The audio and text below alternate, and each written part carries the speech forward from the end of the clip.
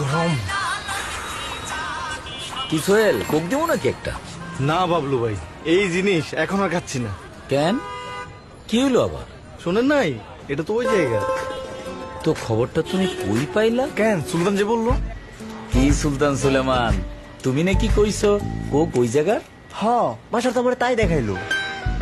সোহেল বলে সুলতান, সুলতান বলে বাসার, আর বাসার বলে আকাশে দেখছিলা।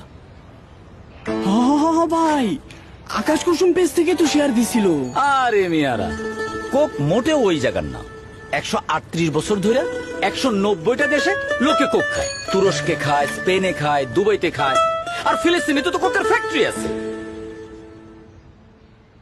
এই বাচ্চু, কোক দে। কোকে একটা ঢোক দেন, তারপর একটা সার্চ দেন।